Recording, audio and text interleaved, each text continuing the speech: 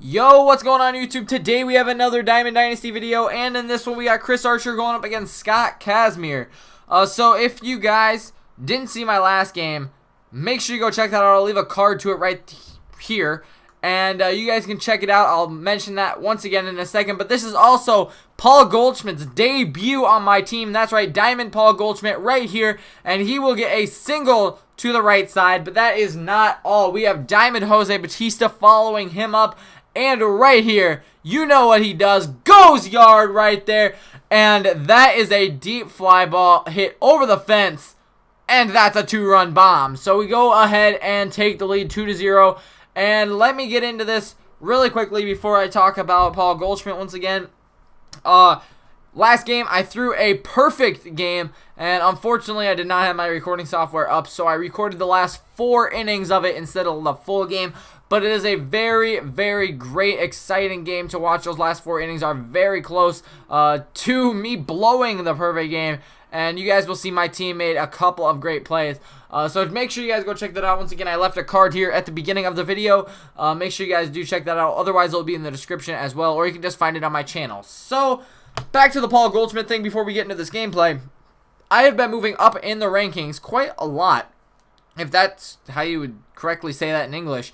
But I've been moving up through the 1600s. I am now currently at 1689, which is the highest I have been this year. And I'm playing some great competition. So that is why I have just been adding new cards. I recently got Paul Goldschmidt, like I said, because I had like 50,000 stubs. So I tried him out for a game. I tried Yogi Berra out a couple of games ago. I really liked him. Catfish Hunter in the rotation as well. I think I'm getting Anthony Rizzo. Just a couple more players that you guys might not see on a daily basis. Some of the lower golds or lower diamonds, higher golds that not everybody would use. So I'm trying to use some of those guys as well as I go up through the rankings to help improve my team as well. So that is pretty much all I have to say about that. And we're going to see Paul Goldschmidt's second at bat here. What is he going to do on a 2-0 count? He's actually going to ground out to the third baseman. Unfortunately for us, he did not get the double play. And there's Bautista coming back up again here. He does not hit a home run this time, but we still have that 2-0 lead, I believe. Yes, we do. And the last thing I want to say before we get fully into this gameplay was, some of you guys wanted to see a team update. Well, I would do that, except for my team is like constantly changing with the inside edge, and you know, just me being able to use different cards. So that's why I really don't have like a set team right now. I've just been kind of using the different players, like I said, and there's just no point in showing me a team update, showing you guys a team update right now, just because I've used so many different players. But right here, we are in a little bit of a jam.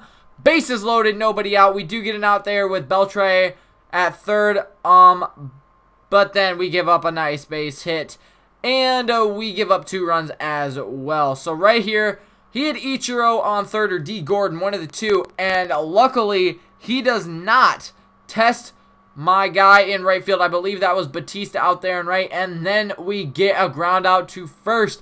So we minimize the damage, keeping it at a 2-2 game, and then Corey Seager right here goes and hits the gap pretty nicely, and he's trying for a triple. There we go. He gets all the way to third base, and Beltre will hit him in right there. So we take that lead back 3-2, and we are sitting pretty good right now. Like I said, I have just been very good lately. I don't know. I just get the lead early usually, and I try to keep it, and it works. I just change up.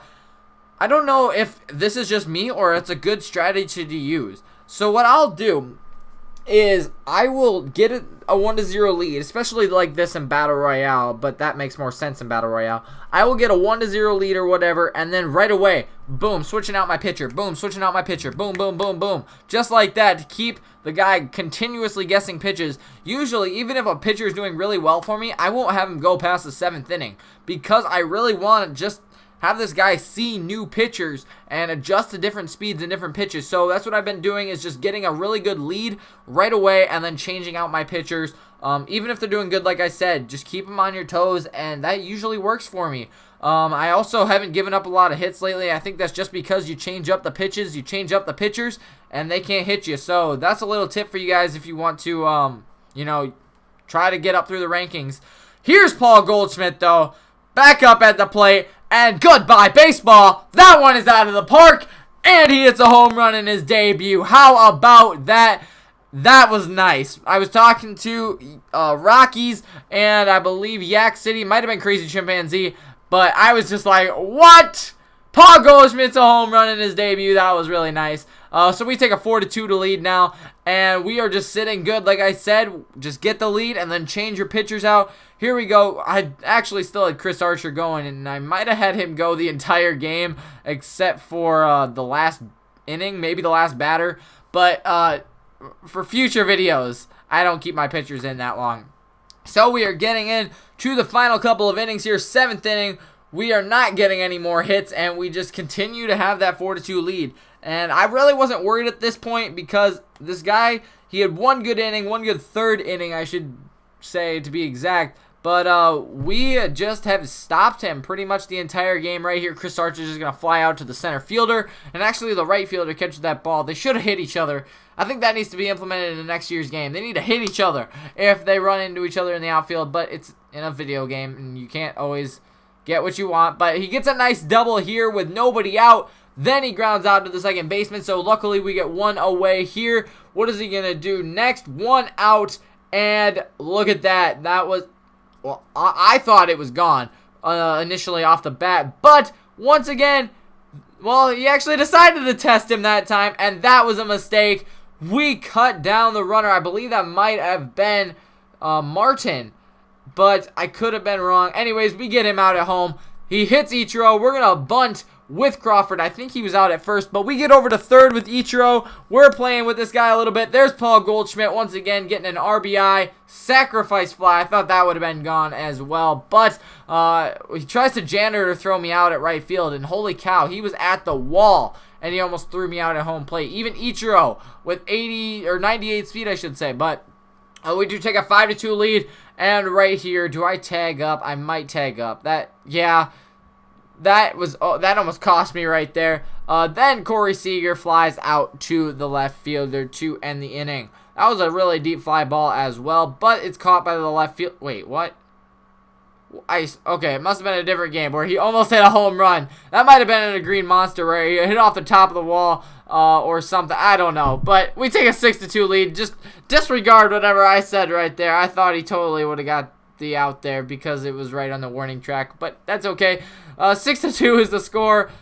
My bad, people, I messed up, but we get the out right here from Beltre, make it one away in the bottom of the 8th inning. 2 outs here to Beltre, pretty much the exact same play, this time in foul territory, and with 2 outs, what are we going to do here? Ground out to Beltre, but my first baseman dropped the ball, and I don't know what the heck that animation was. I've never really seen that before. He, like, cut Corey Seager off. Once again, they should have hit, but they cut Corey Seager off, then went off balance. That was really weird.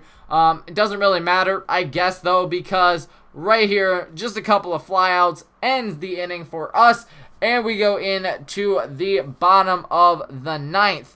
Right here, he does get the final out for us.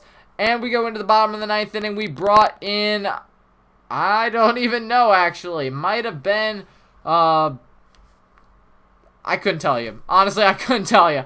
And we're going to get the final outs here. That's pretty much all she wrote. And we get the W. So, thanks for watching, everyone. A little messed up here, commentary at the end. My bad. But, most importantly, we do get the win. Thanks for watching, everyone. Paul Goldschmidt having himself a day. Gets the player of the game. Hopefully, you guys enjoyed it. Make sure you hit that like button and subscribe if you want more Diamond Dynasty gameplay. Thanks for watching, like I said, and we'll see you tomorrow for more.